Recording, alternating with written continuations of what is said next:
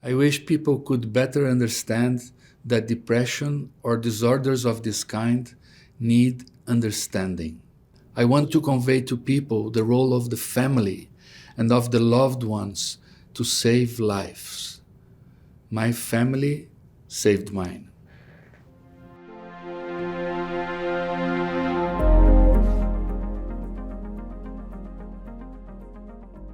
The Absent Moon is at the same time a life story seen through the lens of a bipolar disease patient and the story of intergenerational transmission of trauma and depression in Jewish families after the Holocaust, and also a tender tale about a lonely childhood in a family surrounded by silences.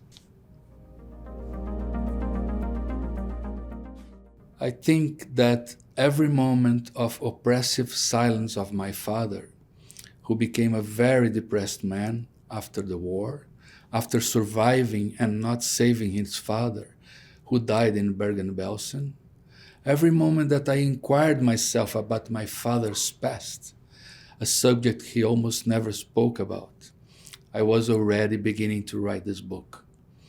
More recently, the book came to me when I saw that my depression, that I thought was cured, could appear and intrude in a very happy family moment, when I was in pure joy with my granddaughters.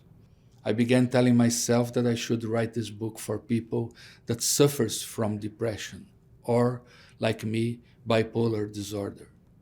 But at the end, I saw that I needed to write mainly for myself, although it was proved that it speaks to all kinds of depressed people or families that know what depression is.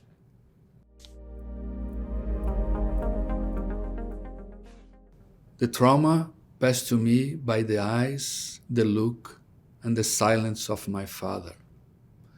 By the way, I saw him at the synagogue with his defeated shoulders and posture, and his humid eyes during all the prayers of Yom Kippur. Eyes that told me a story I did not know in any detail. As my father survived escaping from the train that was taking himself and his father to the concentration camp, and my grandfather could not escape and died in Bergen-Belsen, this never-explained sadness became the most eloquent expression of this family trauma.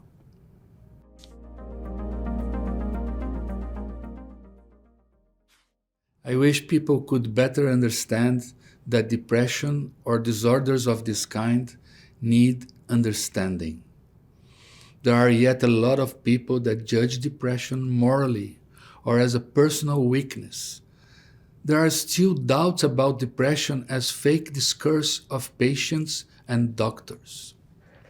I received some letters from people of the poor part of my country, Brazil, who wanted to use my book to convince their families that depression exists indeed. One of them, unfortunately, failed. The parents refused to read the book. It is cruel. The therapists for mental disorders with doctors and psychologists should use multiple methods, designed for each patient. So every treatment of depression should be custom-made. I want also to convey to people the role of the family and of the loved ones to save lives. My family saved mine.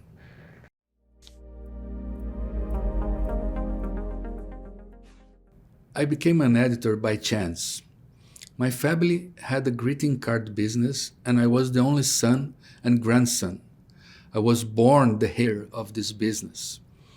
But with time, I saw that I did not want to work with my father and my maternal grandfather. I thought I was going to be an academic, teaching sociology in business schools where I studied, and I would have a small bookstore. So I went to make my mandatory internship in a publishing house that in a very old style had no editors, only the owner of the company. Even beginning in administrative jobs, there was a big space to grow as an editor, and I used it.